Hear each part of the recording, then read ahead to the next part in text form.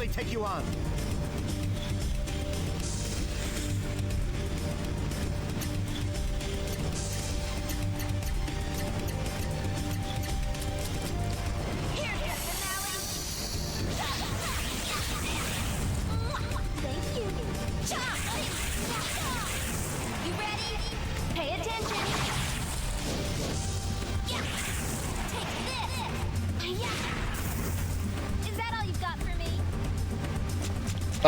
Defense, you're talking about the AP charge, I already equipped it.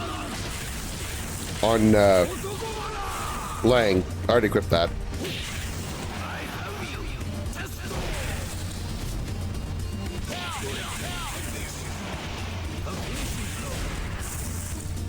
Damn, 8,400 damage.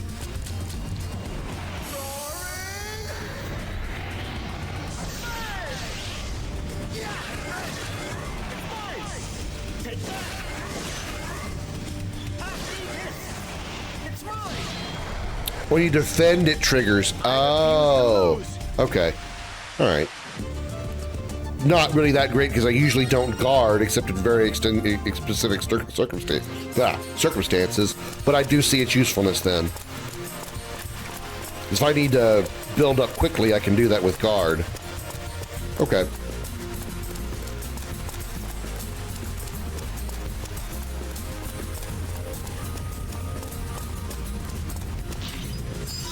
Magic bottle.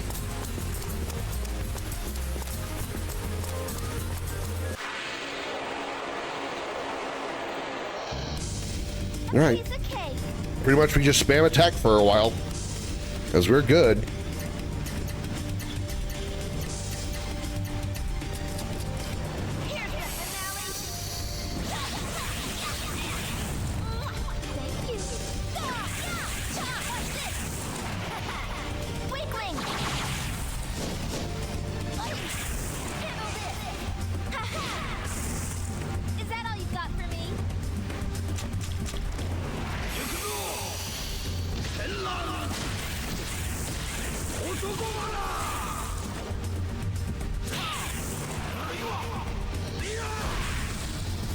Lightning kick.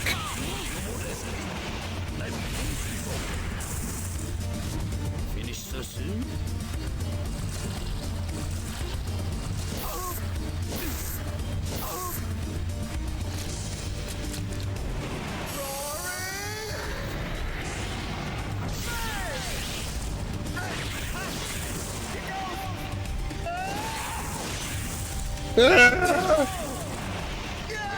He's still got some of the weirdest screams Lang does.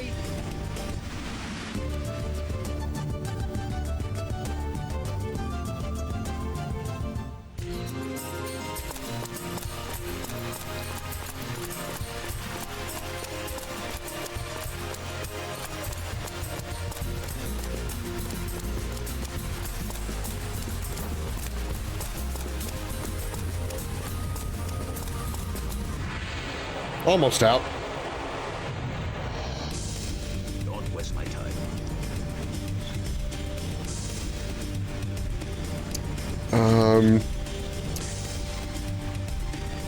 Okay, we're gonna have him guard just so we can use that thing he's talking about. We're gonna temporarily have him just build up AP until he's at 100.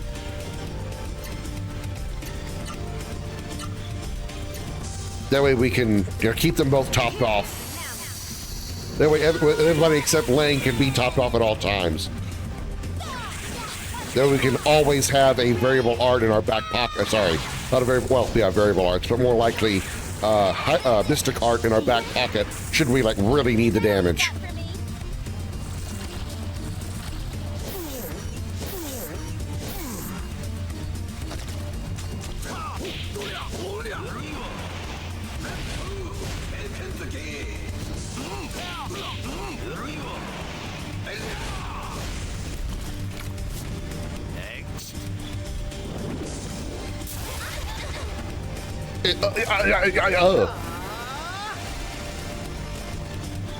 Okay, there we go. All right, do it again, and then you can attack normally, and so can you. Fist of Glory into Lightning Kick into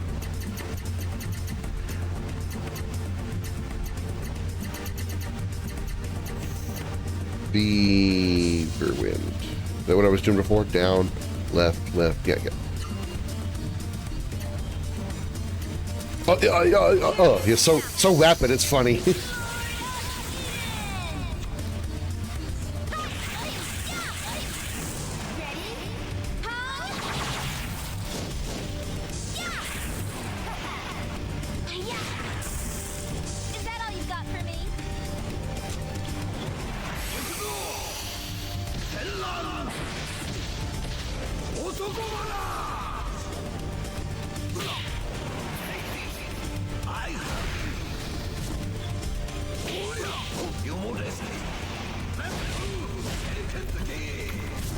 I get better as I get older.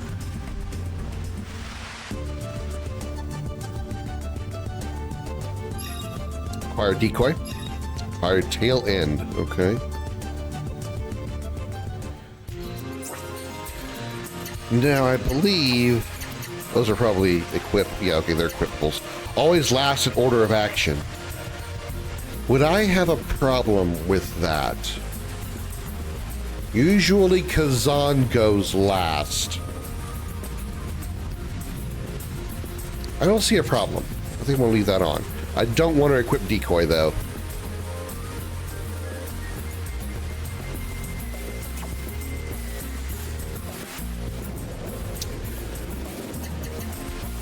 But that does mean that those are both maxed out. So we could swap that for another piece of gear to start working it up, just because we have them.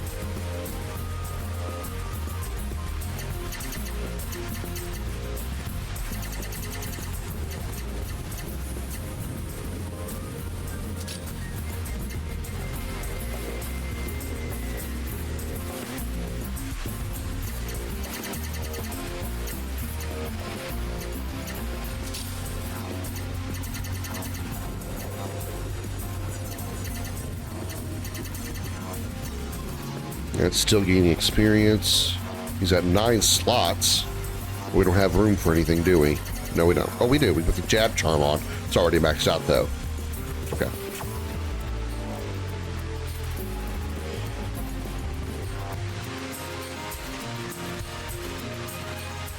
Woo! Sorry.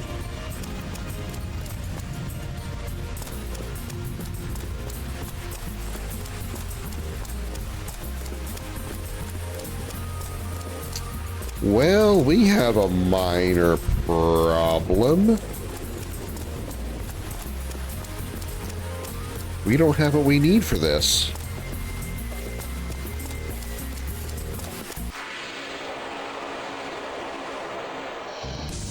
Look, behind you. How can you tell? Their ass looks like their face.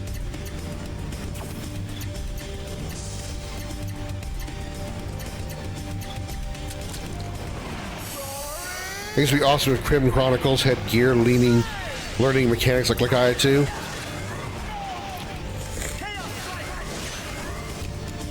They kind of do, not to the same level as Legaia though. Also, hi Xander, welcome in. They kind of do have it. When you equip a weapon, you get a specific skill that goes with that weapon, but you don't learn new abilities as you level the equipment up. Like, it's just quick shot is quick shot you automatically know as soon as you equip it. Now if you unequip it, you'll lose quick shot.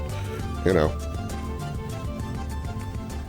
it's not as dramatic as far as that goes, but I'm not against the idea of doing something like that for other pieces of gear. Oh, I can go. Oh, I go this way. Oh. Oh, I did not see this path over here. Oh. Oh. Oh. Let's get this thing over with.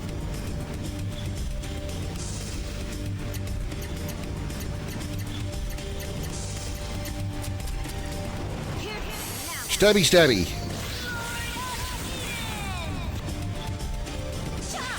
And she is one-shotting these guys.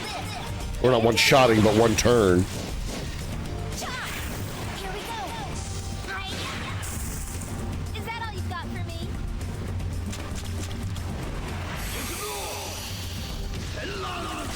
He definitely will. I mean, Fist of Glory by itself almost kills.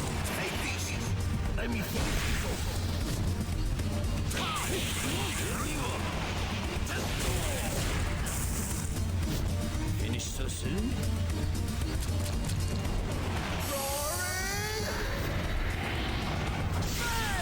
Damn.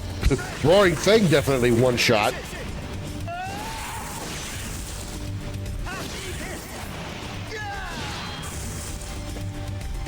I refuse to lose.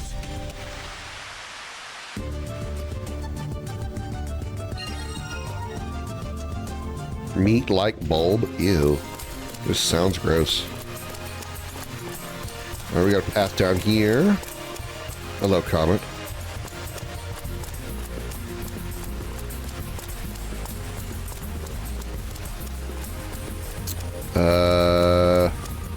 Can you be careful what you click on, Comet? Please don't click things. Each level unlocks a new ability. Yeah, Final Fantasy IX does that. That kind of thing.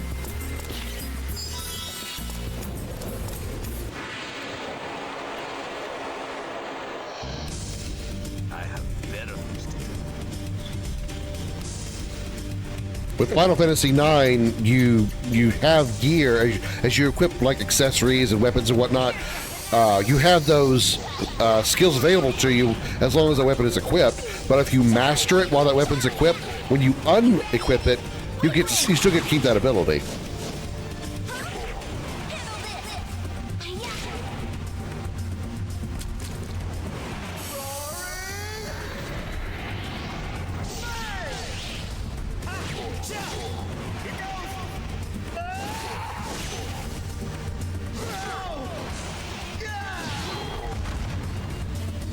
Don't mess with me.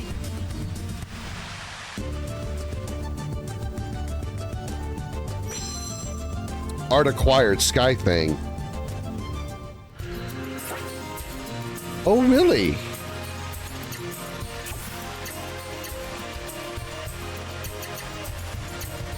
It's a 5-button move, 50 AP.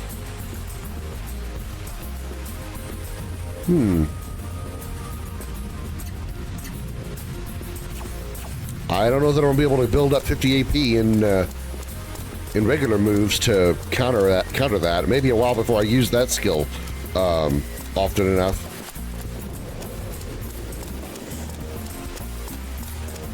Yeah, I got you. I got what you're saying. It's a rock.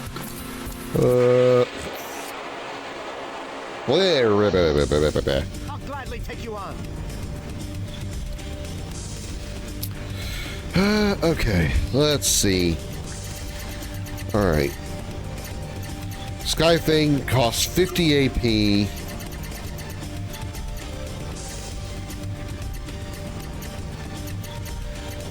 I would need a 24 and a 26 in order to match that. There's no way that's happening.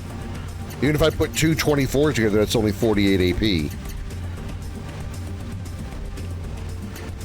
So yeah, it'll be a while before we get to use that skill, before we get to use Sky Thing consistently. So we'll stick with Roaring Fang for now. Which is Roaring Fang into what did I use? Battle Flat? No, I didn't use Battle Flash. Oh no, no, I can't use that either. It was into Chaos Strike? Into Mountain Crusher?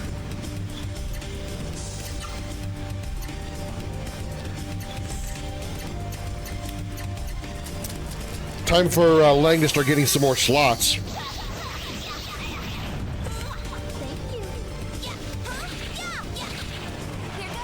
Enemy efficiency, the more you defeat, the more exploits of enemies you unlock. It would be complicated, not complicated, it would be a little more tedious to make, but I kind of want to make like something similar to Final Fantasy 13. Well, it's actually Lightning Returns and Final Fantasy X-2, I think, had it too. System where you kill enough of a certain type of enemy, and then you occasionally encounter like a boss version of that enemy. They call them Oversouls in Final Fantasy X-2. I forget what they call them in Lightning Returns, but you kill like say 500 of a flan, and then you might randomly encounter a boss-like flan of the same type that's just like super strong.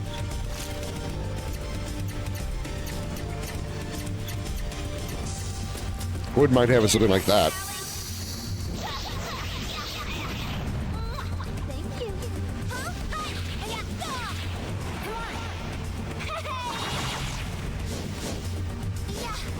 Dodge this one. Wiggle. That's not the way to do it.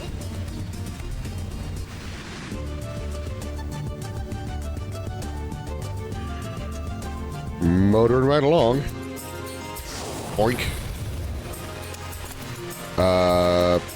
About time Maya's done something useful.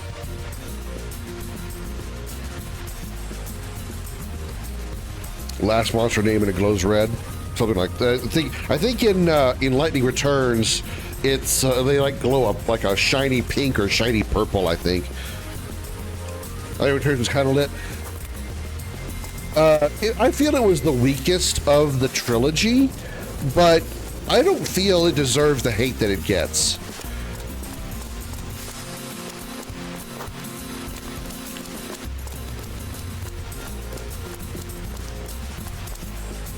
It's a jelly melt. Yes, yes it is.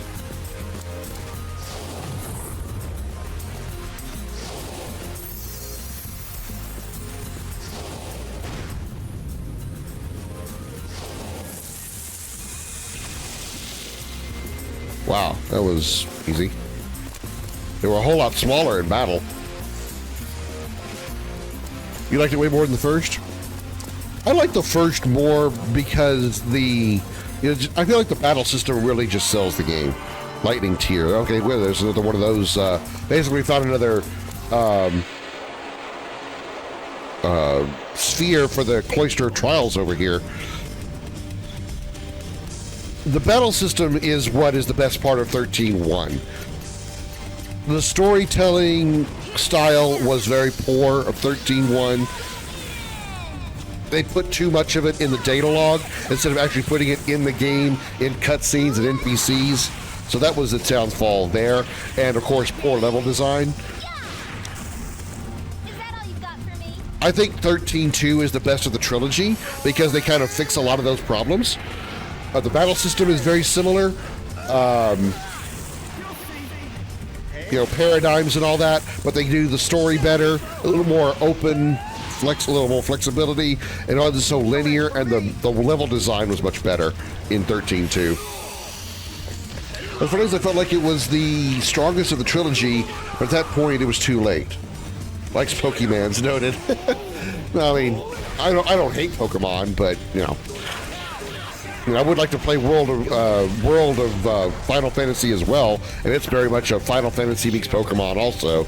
But just for the fact that I think it's cool to see all the characters interactive and all that, or interact with each other and all that.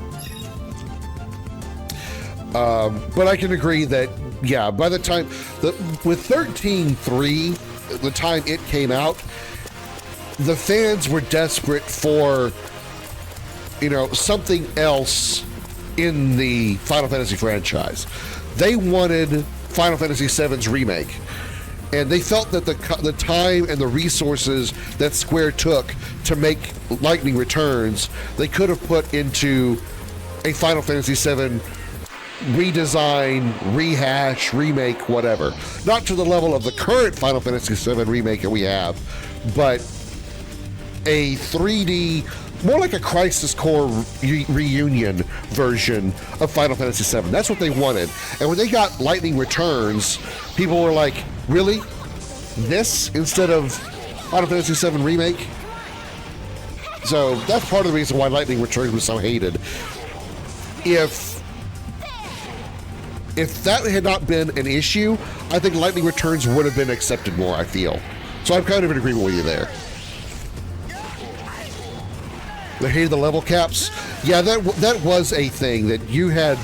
Once you reached the end of the Crystarium for the roles that you had, you couldn't do anything else until you got past particular plot points.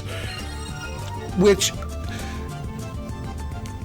from a developer's perspective, makes sense because Final Fantasy XIII would become a grind fest, and all you'd have to do is just grind your character up to like literally have all the skills, and then you would walk through the rest of the game.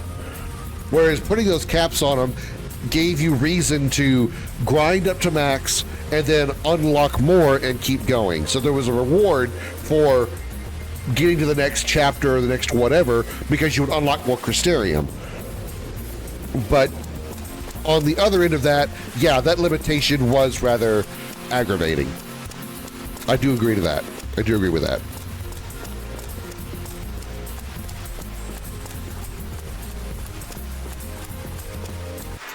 And if the story had been less of spending the first, like, Let's get this thing over with. what, 20% of the game just running away, that's all you did for the first 20% of 13.1. If there was more involved in it, if there was something else involved in that story, it might have felt better. But all you were doing was going from the different party perspectives, Saz and Vanille, Lightning and Hope, Snow and Hope later on, and just rotating through those characters, and all they were doing was just running away from the, PsyCom threat, essentially. It got dull. There was no real progression in the story. And it also made the world feel rather empty until you got to something like Palampolum. We actually had a decent chance of seeing some semblance of civilians. All Final Fantasy games prior to the same grind fest, including 7. I mean, the difference being you could level up all the way to level 99 in Final Fantasy 7 in the first area. I mean, it's incredibly difficult and time consuming, but in Final Fantasy VII, you could go all the way up to max level before you fight the Guard Scorpion. That kind of grinding is what they were trying to avoid with Final Fantasy XIII.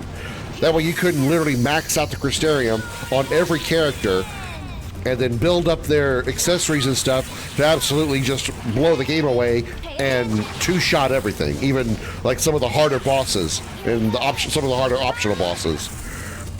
And then, 8 punishes you for leveling up. Absolutely.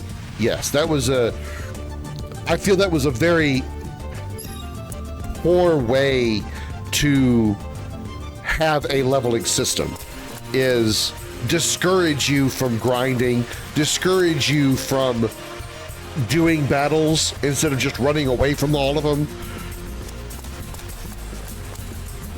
That wasn't very good. It really, really wasn't.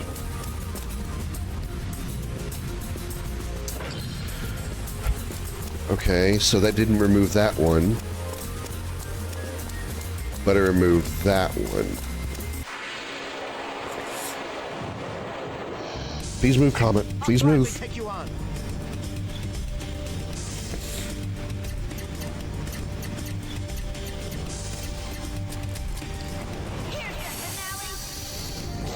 The only upside to that kind of system with Final Fantasy VIII is the fact that when the enemies leveled up with you, the enemies usually gave you better skills. So as they leveled up, yes, they would use stronger skills and obviously have better stats, but you could also draw stronger magics out of them. So like a tier 2 fire skill would probably be available on a level, just making up numbers here, a level 20 enemy, but that tier 2 fire skill wouldn't be available if that enemy was level 15.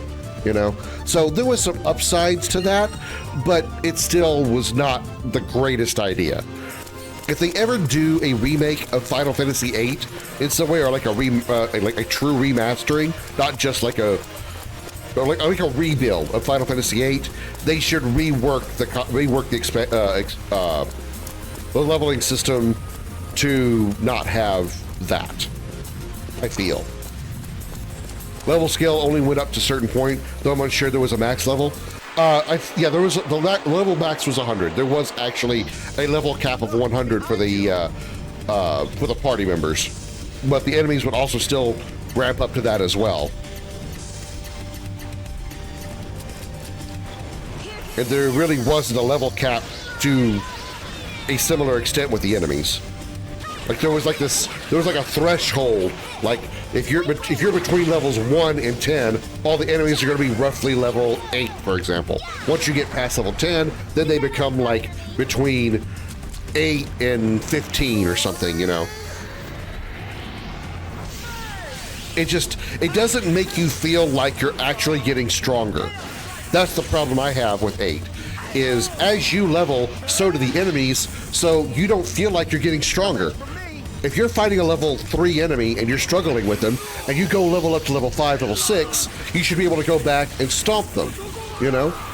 Or, you know, level 10, go back and stomp at level 3. If the enemies are leveling up with you, you go level up to 6 or 7 or 8, you go back and he's level 6 as well, you know, what's the point? Level scaling shouldn't be a thing outside of like revisiting areas. Kind of like this game does, where you go through the Art Acquired Skylord, cool. Whereas if you go through like the Gale Canyon the first time, the enemies are, you know, difficult, but within your level. Then you leave, you go do a few other things, you come back to the Gale Canyons, and the enemies are stronger. Granted, there's a storyline reason for that, but at least the enemies are stronger. You're not going through there like 5 or 10 levels higher now, and you're just stomping through the enemies here. Ultimisia's castle, I was around level 80. Crushed the majority of the enemies, only Omega gave me grief. Ultimisia herself, though, was a joke by then. I think the bosses were the only things that didn't get levels. Or didn't get like level enhancements. I think bosses actually had caps. So, yeah, you could never actually, or they would never actually surpass you. You could surpass bosses very easily, and most of the bosses in most of the enemies in Ultimisia's castle were bosses because they were that was how you unlocked your sealed abilities, your item abilities, your attack abilities, and whatnot. You had to kill those enemies in order to unseal those skills.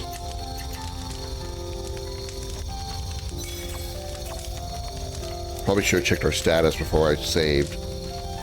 MP's a little low on Sharon. Otherwise, we're mostly okay. We're a little low on HP. Guess I could just heal with her. Okay.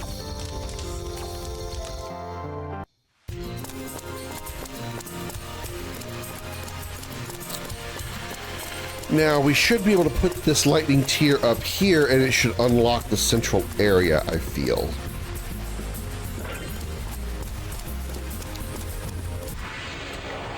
Was, however, goofy that they tied earning guild to what rank of exams you passed.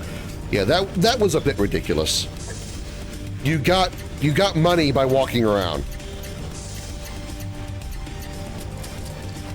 You literally gain gil by walking X number of steps.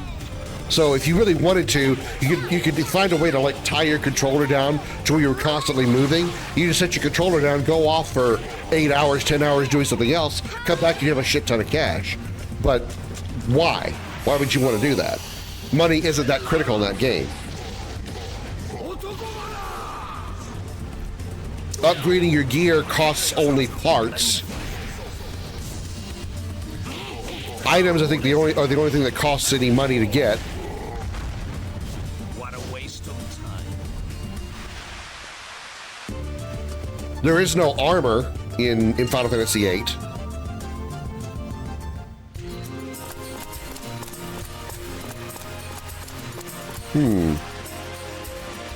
So what opens up these?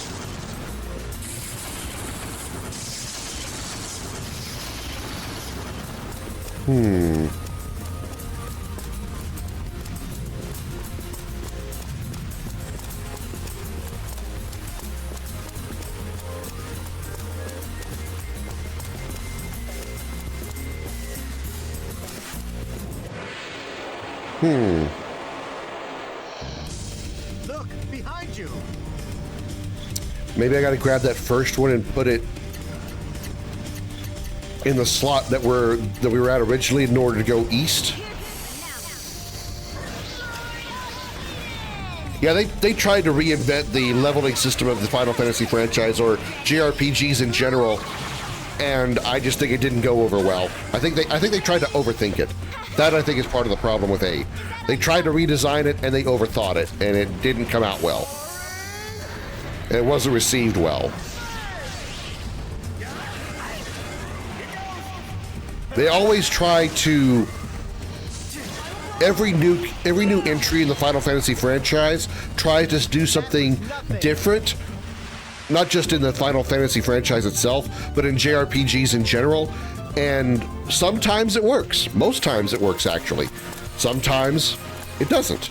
Case in point, you know, the new thing they did for Final Fantasy VII was they added a materia system. They added jewels that you could equip to your characters that give you those skills, and those skills get stronger the longer that equipment, particularly the materia, gains experience. And you could move the materia around to move those skills around, those magics or whatnot, around to other characters, as well as provide other things that materia can do, like give you buffs to your HP with HP plus, or quadra match to cast one magic skill 4 times, you know, things like that.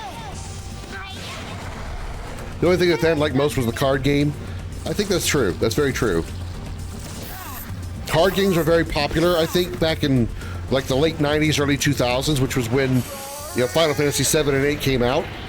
So it's not surprising they tried to like take advantage of that, at least in a little bit of a way, and put card games in Final Fantasies 8 and 9. All right.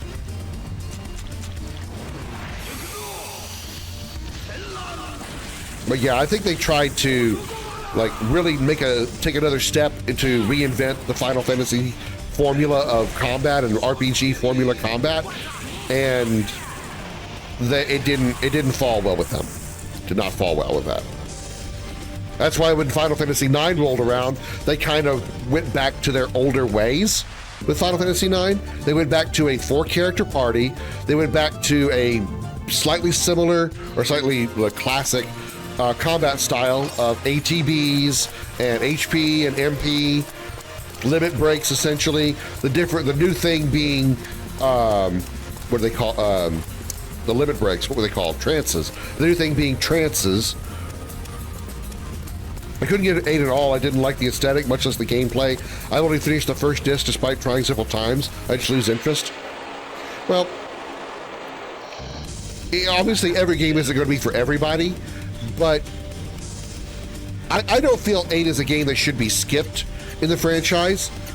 If you're a huge fan of Final Fantasy, I feel 8 should be played, but you just have to keep in mind that it is not likely one of the ones you're going to like a lot, because it is such a far cry from so many other Final Fantasy games in the franchise. Trance was stupidly ineffective. Yes, it's a very good way to put it. Trance was a very, very poor design. The idea behind Trance was to give you special abilities that, kind of like you do with Final Fantasy 7 and 8 with the limit break system and the Renzakuken. But the problem was the timing of those trances happened automatically. You could not trigger the trances on your own. As soon as the trance bar was full, your character went into trance. And if that happened to be after the battle ended, guess what? You just wasted your trance bar. Your chance to do a really cool, powerful move on an enemy got lost. And that was absolutely awful. That was terrible game design. Aura, yeah, you had to have aura, but you have to actually get that magic, which you don't get until late game.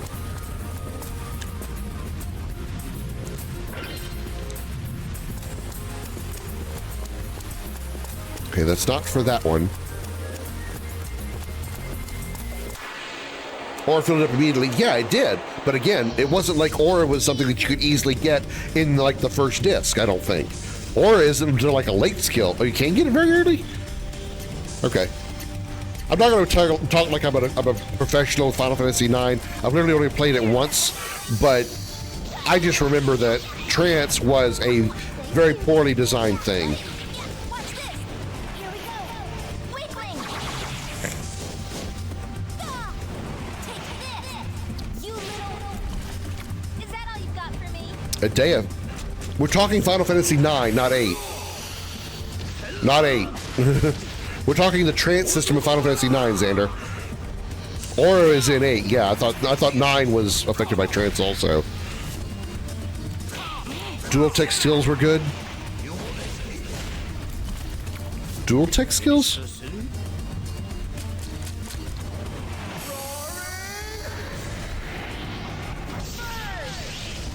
There were dual techs in 9?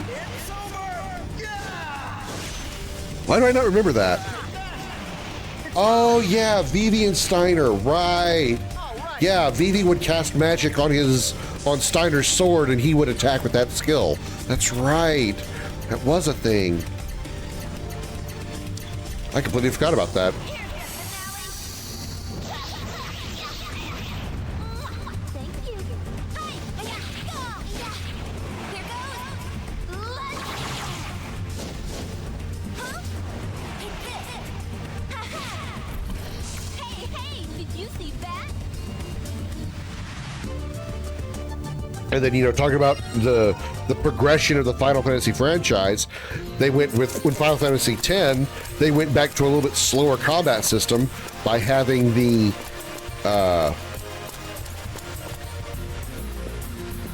shit, I still can't get by here? What do I gotta do to get by this point? Is this not where it needs to be?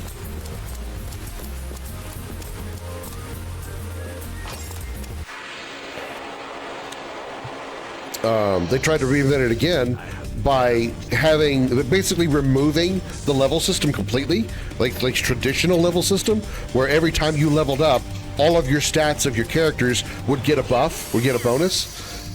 Basically, they just turned it into a purchase your skill thing. Every time you leveled up, you just gained a currency that allowed you to buy your stats and your skills.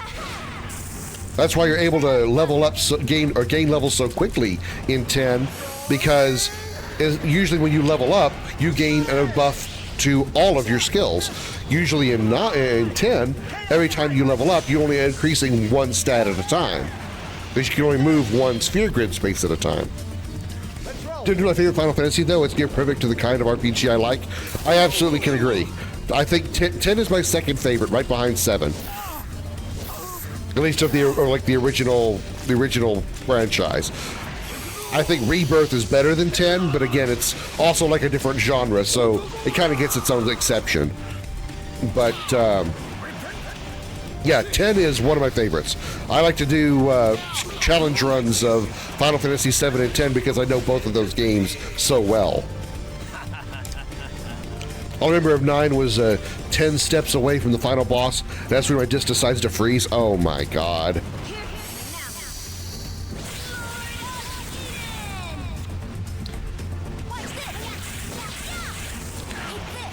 Well, besides the trance system, another complaint I had of Final Fantasy IX, honestly, and I feel like this is one that most people can agree with, the final boss.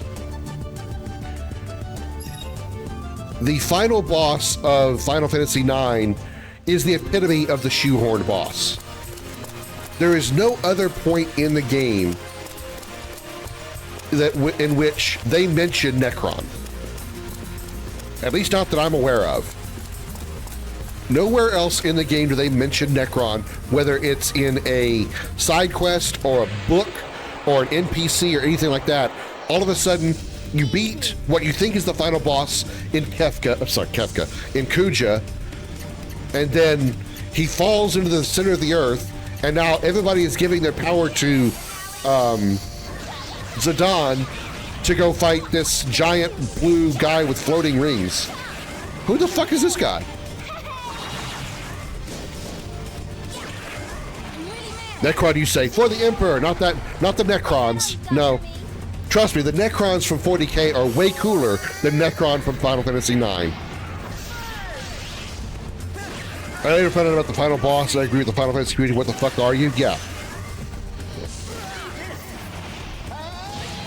And the whole, his quote-unquote story of Necron was just like, I am the epitome of death, all life dies, and I'm going to make sure that continues on, or something to that effect. It was so unmemorable and pointless that I don't even remember what little story he had. That's just how bad it was. I fucking hated 9 on release. A year or 3 later came to value it and conceded me to be wrong. I hadn't played 9 for a very long time. And then I finally just got around to playing it because I was streaming at the time, and I'm like, you know what? 9 is the only game in the franchise up to this point, short of 11 and 14, that I hadn't played. So let me go ahead and just do it. I've got it on PC. Let's just play it, just so I can say I've completed another Final Fantasy game. I loved 9 from the start, but that was more to do with the disliking 8 and liking the return to more fantasy. Yeah, Final Fantasy 9 definitely went back to its roots of traditional fantasy RPG. Kingdoms and kings and queens and dragons and magic and so forth. Not a lot of modern day technology like in 7 and 8, where you've got cars and airplanes and jets and rockets and and machine guns. 9 did medieval era correctly.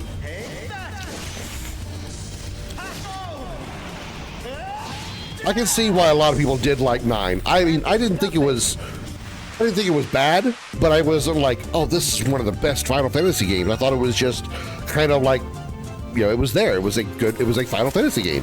It was a decent one. I wasn't blown away by it.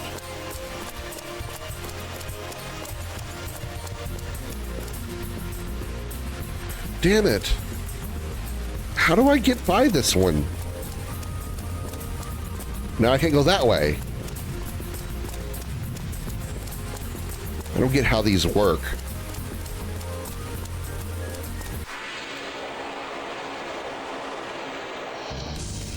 You're just a big fish in a small pond.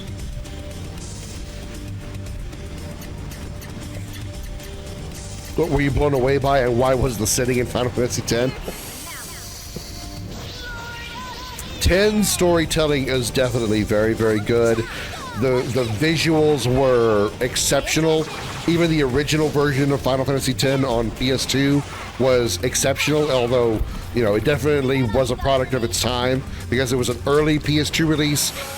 I say Kingdom Hearts looks better than Final Fantasy X, but then again, it's because it was a slightly different time frame.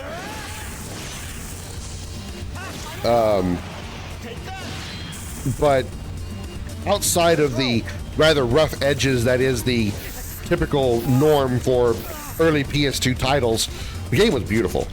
The game was absolutely gorgeous.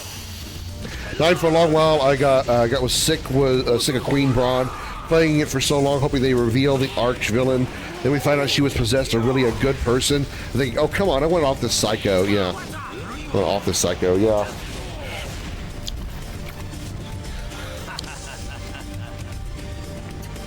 I don't think the story of 9 was bad.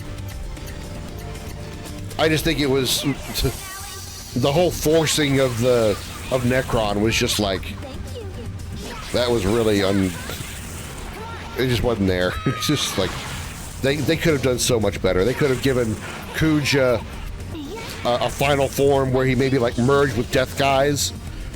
Because Death Guys was the boss gauntlet right before him, right before Kuja. He should have like merged with Death Guys for a final form.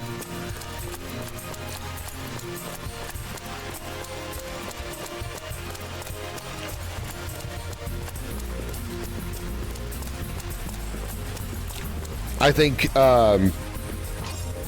Amarant was one of the worst designed characters of Final Fantasy IX. The whole idea behind all of his existence was just stupid. His character design is stupid. There's nothing about Amarant that I like. Nothing at all.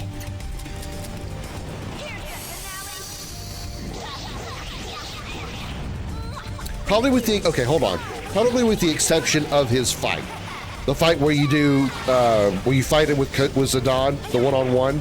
The fact that he can like bounce around the fighting arena, that's kind of a cool little unique thing to the battle system.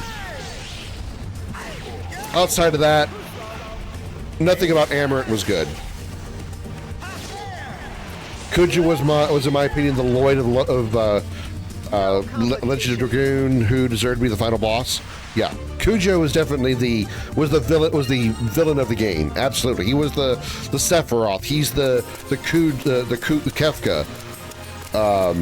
No, he was the villain of Final Fantasy IX. And when you take that away and just stick him on the back burner for this giant blue thing that has no story whatsoever, it's just like, why?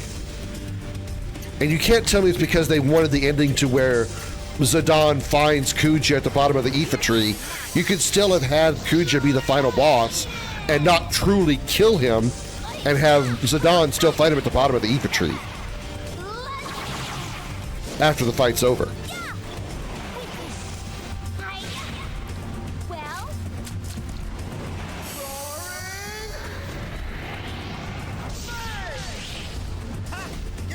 Then they pulled a Game of Thrones Season 8 replacing the Night King with Cersei.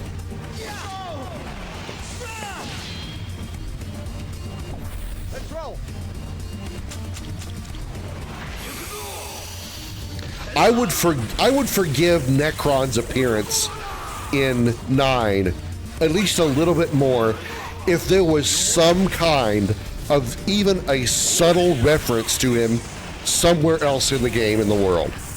If you came across a book during an optional side quest that was extremely obscure, if you found an NPC that just said, you know, I've heard of this weird myth about this guy called Necron. Have you heard this stupid story before? You know, something as simple as that. I would be willing to forgive Necron's existence a little bit. But because it's never mentioned at all anywhere in the game until the final point, it's like, you might as well just taken all the characters of the party and just brought in a guy named Bob and say, here's your final boss is going to be Bob versus this big blue guy. But what about Zidane and Garnet and Vivi? And nope, Bob. Who is he? Nope, no, doesn't matter. His name's Bob. What about Necron? Doesn't matter. His name's Necron. Bob Necron, go. That's your final fight. Roll credits.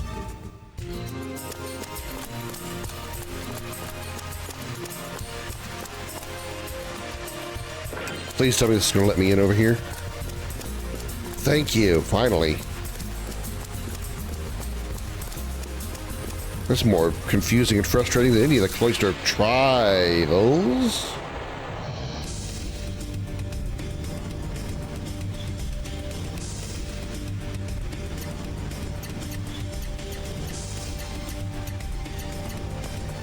Okay.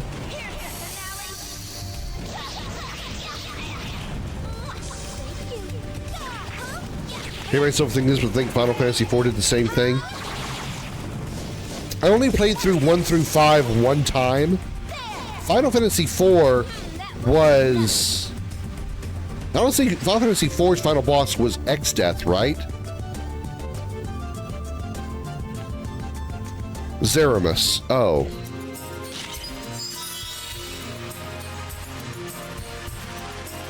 Where was X...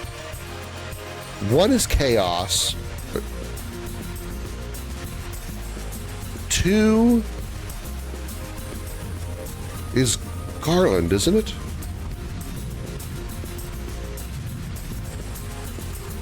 3 is Cloud of Darkness. 5 is Gold... No, 5 isn't Golbez. 4 is Golbez. Yeah, 4 is Golbez, 5 is Zeramus. Or sorry, 5 is Exdeath. Yeah. Exdeath was with Bart? That's 2.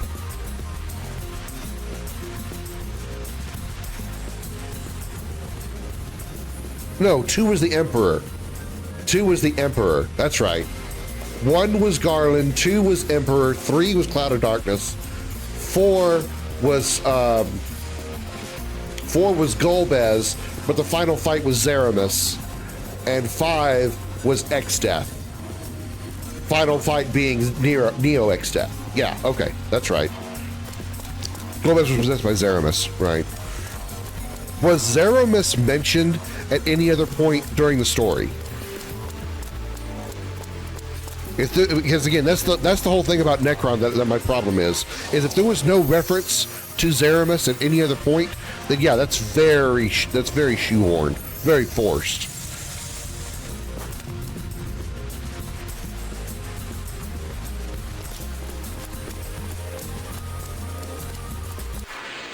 I was almost there. Whoever gets the head wins. Which head? There's 2 on that one on the right, and the one on the left is just a giant floating hot air balloon.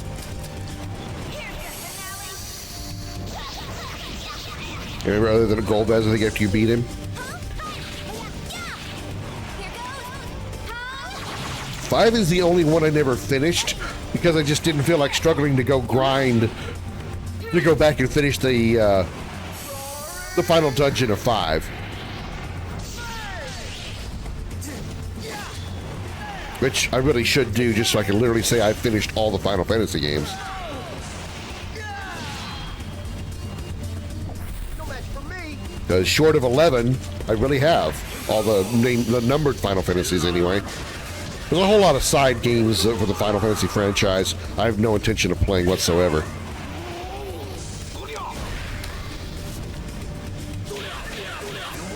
Like I don't care about doing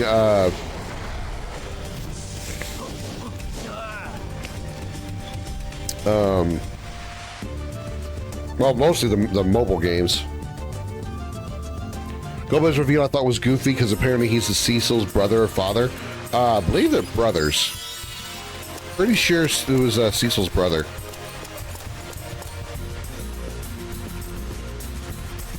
I think because that's why they were both Dark Knights, and when Cecil became a paladin,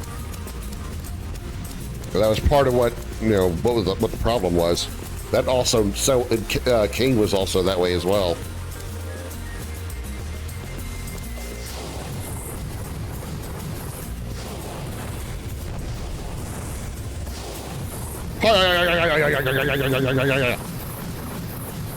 Sorry, I'm amused by the repeated punches that Legaia does. A piece of cake.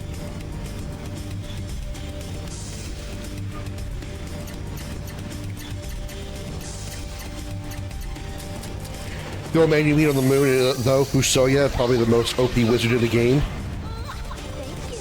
Watch this. You ready?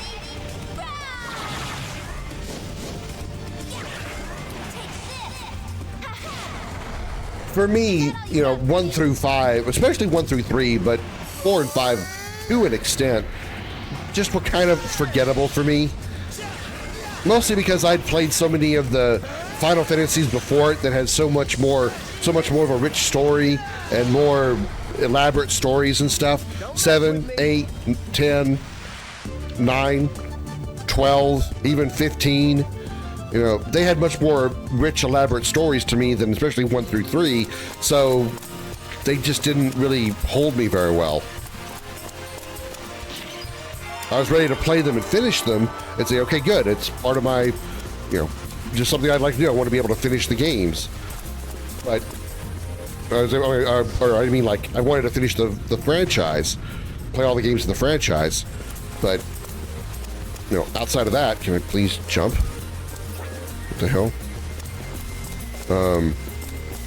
Can I go this way? Am I missing a step here?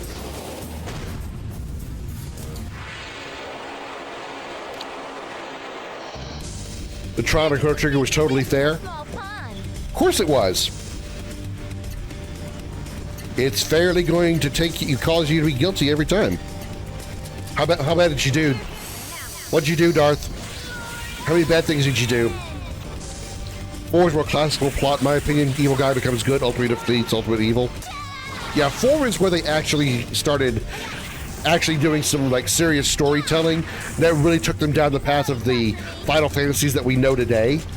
1 through 3, while of course it did have a story, was much more Zelda-like in that there was a lot of world exploration, like going and finding dungeons, going through the dungeons, getting the thing at the end of the dungeon, the reward at the end of the dungeon, and maybe getting a little bit of story about it, and then moving on to the next step. There wasn't a whole lot of deep plot, character development, because I don't even think the characters even had names in Final Fantasy 1. So, you know, character development wasn't really much of a thing. World development, to an extent. Storytelling, to an extent. It wasn't until 4 that they actually included character development and world development as part of the storytelling. And that's why I think 4 was the first one they actually started going down the good route, if you will. A trial can change depending on how you behave in the festival. Yes, sir. Yes, it can. The bard, though, in 4, I couldn't stand him. Absolutely hated his solo boss fight.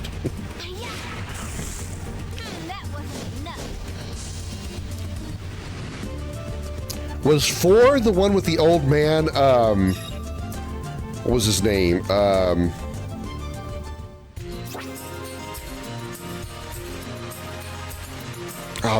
His name is on the tip of my tongue.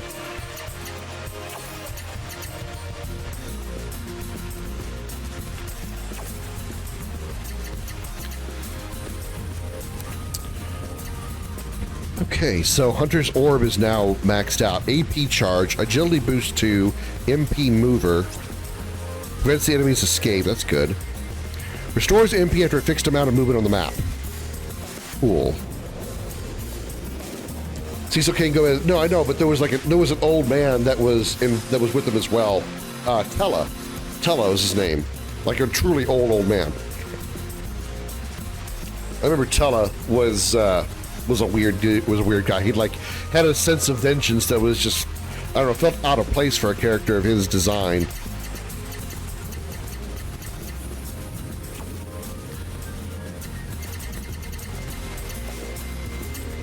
Okay, your poison ring is maxed out, so let's get you something else to work on, like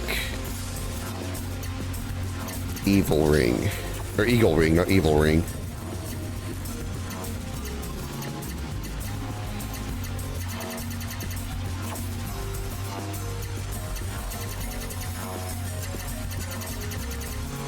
You could put another cloth headband on for protection if you wanted to. Not that you really need it.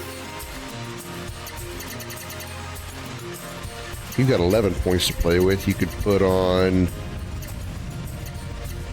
Let's put on one of the black rings to get it some experience. Now, what the hell is this for? Why can't I jump up here?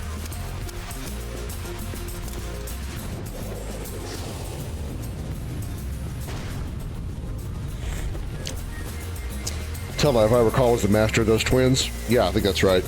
I got accused of being interested in her wealth because I gave her her own pendant, of being cruel because I didn't go get a random girl's kitten, accused of having bumped into Marl on purpose, and a random witness lying about me. 5 guilty, 4 not guilty.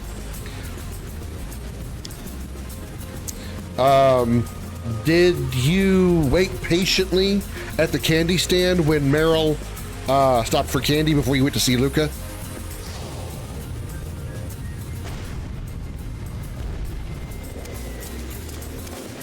Something's wrong here.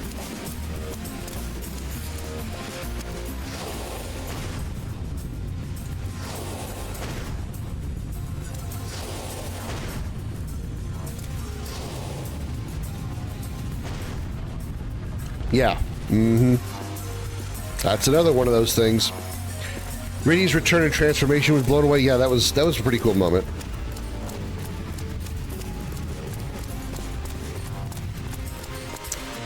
Did I go this way yet?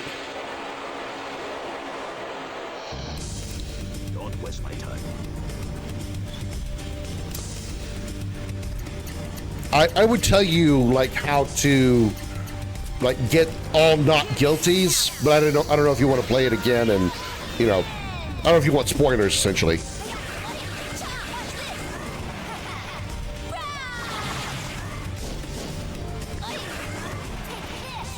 You're mine. Is that all you've got for me?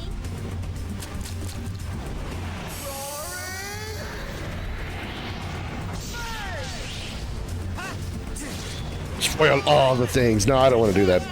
If he wants to revisit it and wants to discover on his own, I want to. You know, he can do that. You can avoid a conviction. Yes and no. You can get all not guilties, but I will tell you this is not really spoilers, but sort of is. You're still going to have the same result. You'll still be given the same like sentence and whatnot, and the reasons will be explained if you actually do it that way. But there is a way to get either all guilties or all not guilties.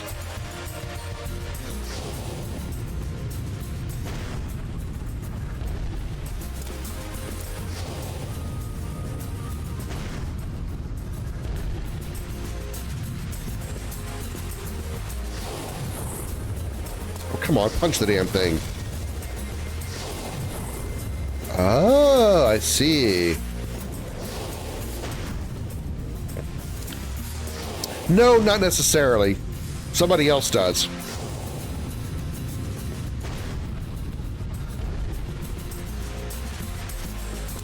I don't want to break them both because I still got to go up by one more.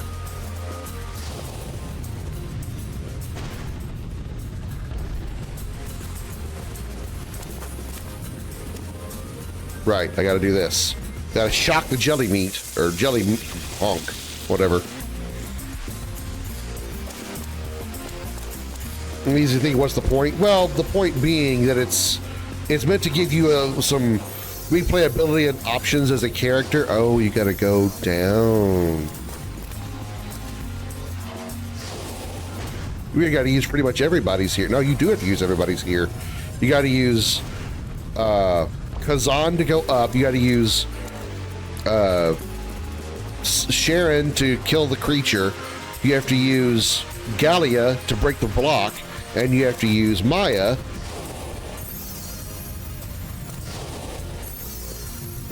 to do nothing.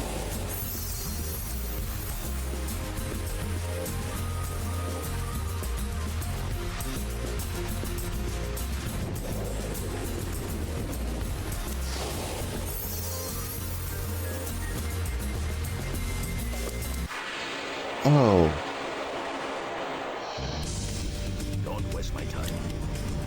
If you're gonna no matter what, that's a waste of time.